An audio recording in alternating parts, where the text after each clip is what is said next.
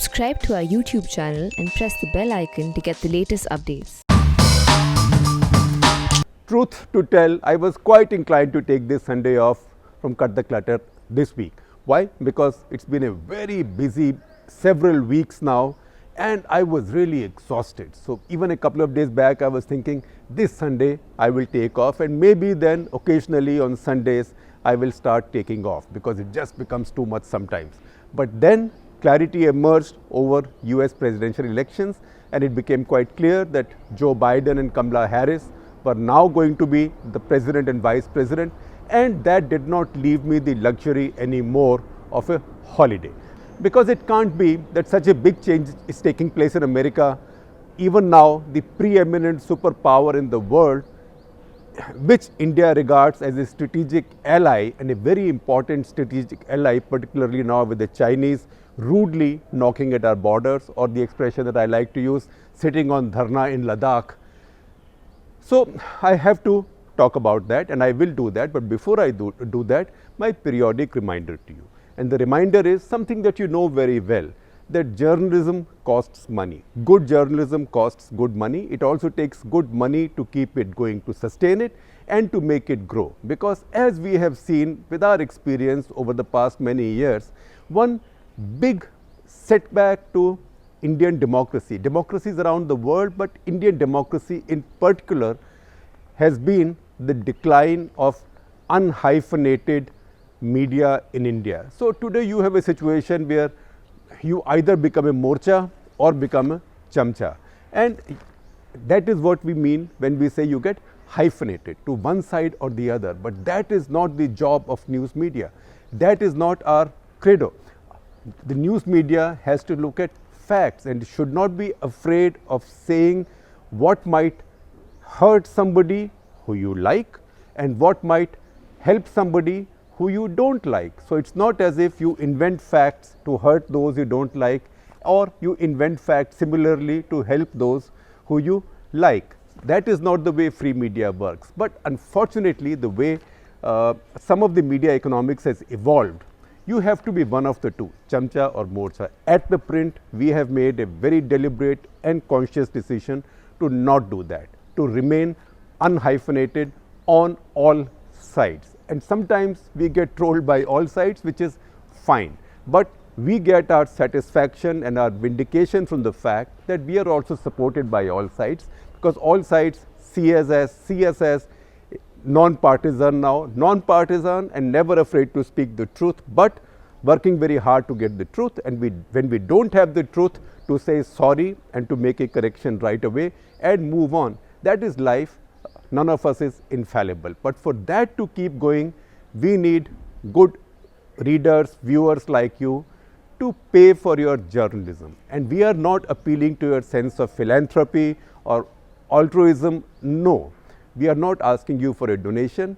We are appealing to your sense of pride and also your commitment to democracy, free speech, good media, because it matters to all of us. It matters to us, of course, but matters to every citizen and anybody interested in India, whether you are an Indian citizen or living overseas. So particularly for those who live overseas, democracy in India, in your country of your original motherland, is also very important, and media is very important. So please do contribute. I am giving you links both for our Indian contributors and foreign contributors. You are taking subscriptions. We give you now 7 newsletters a week, one of which I curate. All 7 are curated by one of our senior journalists or editors. On Sundays, I curate the news editor called Editor's Choice, where I actually pick up the best readings that I find according to my thinking from global media, and give you also some Indian readings as well. And we will now be adding more subscriber benefits. I think within 4 to 6 weeks, we will give our subscribers an ad-free option. So you don't have to look at all these ads going here and there. We can't do without that, because every little bit of money matters. We pay salaries, we pay for travel, we pay for news agencies, we pay our contributors. And also we will make some other special products available only to our subscribers, one of which the first one probably would be my entire archive of the past 30 years or so. So you can refer to all that. My life, my working life will be out in the open, available to my subscribers, and you can all look at that and tell me where I have gone wrong so far, because we journalists have everything out in the public. So having said that, let me now come to the Biden foreign policy equation. And I can do no better. He hasn't even become president yet. Trump is not accepting the result yet. But there is no doubt that come January 20, and this change will take place in America, because the good thing about America is the date for everything is fixed. No midterm, no extension, no president's rule, no nothing. What happens, what has to happen on a certain day does happen on that date. So what do we know about what his foreign policy might be? We don't know his cabinet yet. We can only speculate who his Secretary of State will be, but we have one very good evidence. And I found that in my readings last night. That is the long article he wrote in the March-April issues, published in April, of Foreign Affairs magazine. Foreign Affairs is brought out by Council on Foreign Relations in New York, a very reputed and very formidable American think tank headed by Richard Haass, former diplomat, who some of you might remember also featured on my Off the Cuff just a couple of months back.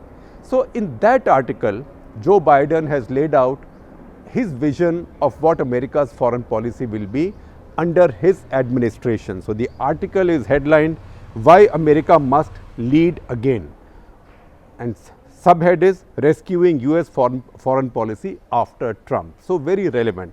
Now, why America must lead again is a very important point, because as we keep saying, in Obama's times, it was said that Obama has moved to an idea of leading from behind, because also there was a backlash against George Bush's interventionism around the world, starting the war in Iraq, starting the war in Afghanistan, getting caught up in other Muslim world as well.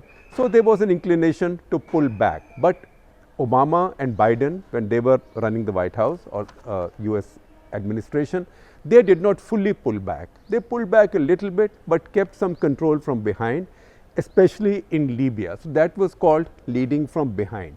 Then came Trump, whose idea was to leave everything behind. So one is leading from behind, one is leave everything behind. I am retiring back into my huge island. I have the oceans to protect me.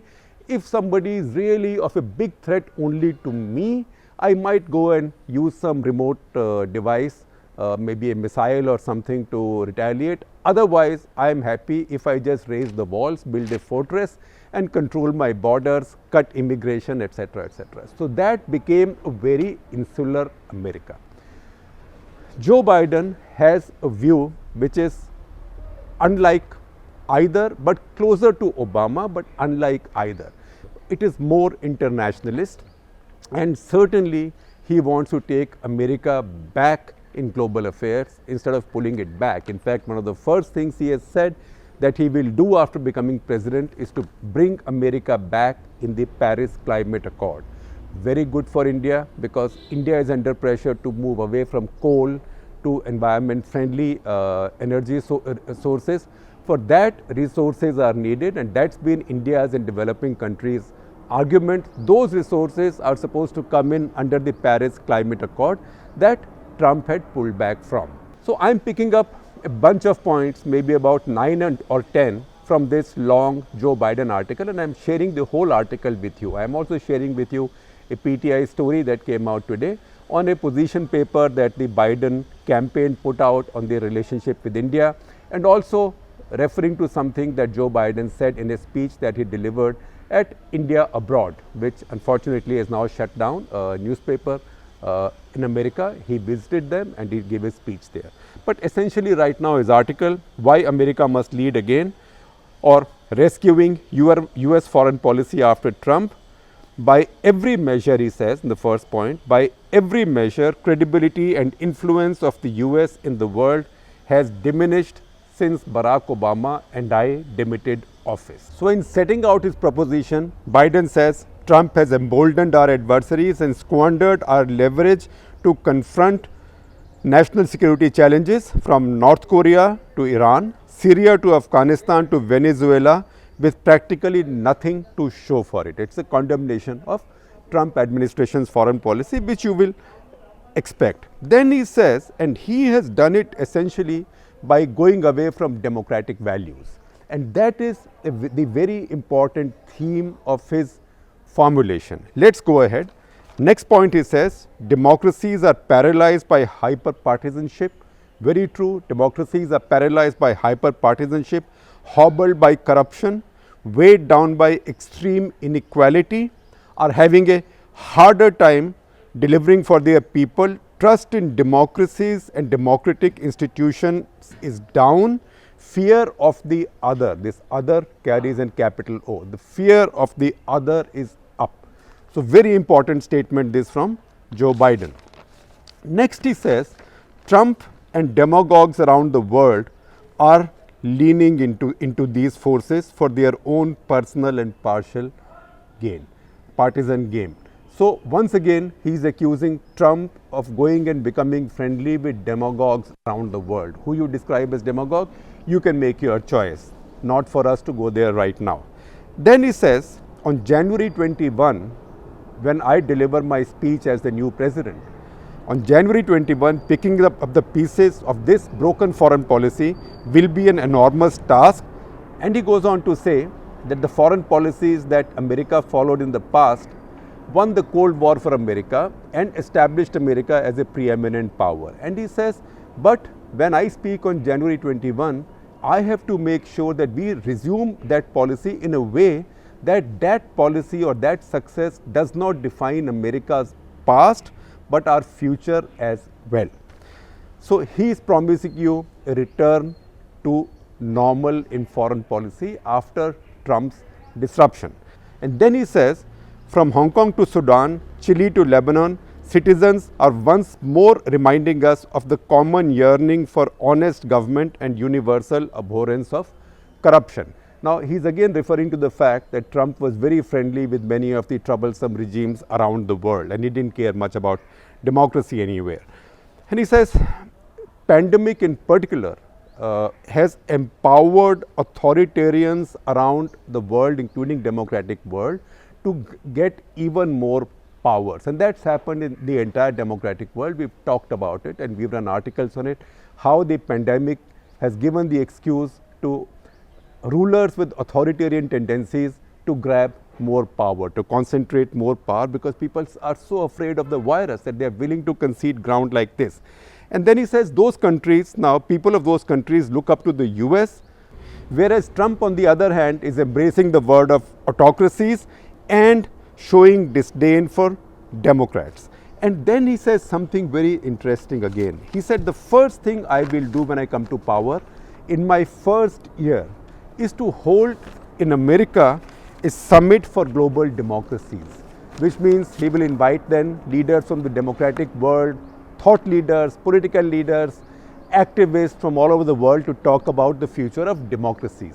So, he is now shifting American foreign policy from say trade and American economy and that kind of internalism to again a kind of democratic globalism. So, there was a big allegation earlier that the Trump people also put that America wasted too much time trying to export democracy. So, I am not saying he is going to be exporting democracy, but certainly he is going to make the fact that America has a stake in democracies across the world one of the central postulates of his foreign policy. It is very important. And he reminds us that when he and Obama came to power earlier, they had similarly held a nuclear security summit. Now, then he says something about his foreign policy that I don't quite understand, but politicians have to say those things. He says it will be a foreign policy for America's middle class. I think what he means essentially is, he says that he will not sign any more trade deals unless he makes sure that American working classes will not be harmed. That is also, I would say, he was doing a little course correction and building a little protection for himself from attacks by Trump. But then he says that, look, while I sign new trade agreements, I will reverse protectionism.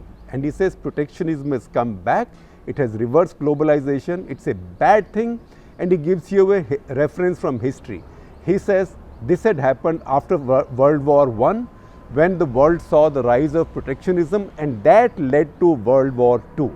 So we have to reverse this wave of protectionism now. I think a very important statement, and also a very strong reversal of the way Trump ran his political economy, because things that America does, a lot of the other countries tend to follow the same trail, because America is such a large part of the world trade. It's 25% of all of the world's GDP. 25% of all of the world's GDP is just America. Then he says Trump has kneecapped our country's capacity. Kneecapped is kneecapped when you destroy somebody's kneecaps, you can't move. Trump has kneecapped our country's capacity to take on the real economic threat. And what is the real economic threat? The real economic threat, he says, is China. And he says, look at Trump. Our real economic threat is China, and the Chinese are now moving to technology. They are stealing our technologies, intellectual property, etc., etc. And we haven't done enough about that. Whereas Trump has been busy declaring imports from Europe and other friendly countries as a security threat, putting tariffs, etc., etc., etc. So that has to be corrected. He says there is need to get tough with China, and I will get tough with China, and we'll see where to get with China and where we need to cooperate with China. Cooperate with China on many multilateral issues like climate change, for example, terrorism. But he also says that the way to confront China is to put up a united front of United States allies. Very important.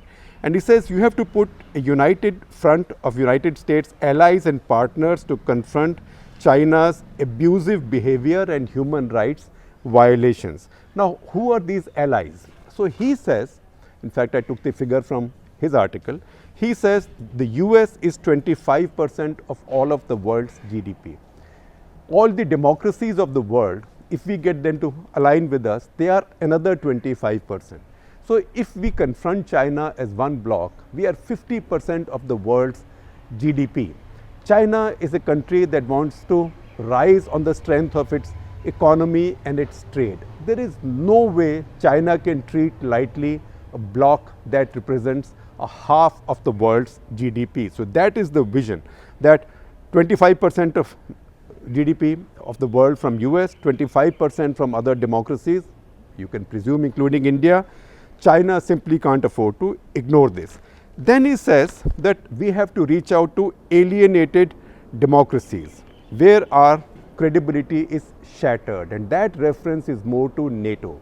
And he says, look, Trump now claims credit that it has got the European members of NATO to put up more budgets. But the fact is that Obama and I started this process, and that's how they are paying, not because Trump arm twisted them, although he takes credit.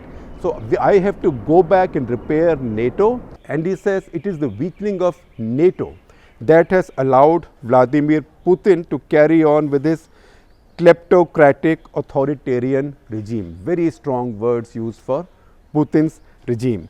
Then he says, I will reinvest in my treaty alliances. So besides NATO, and this is very significant, this is the only time India is mentioned.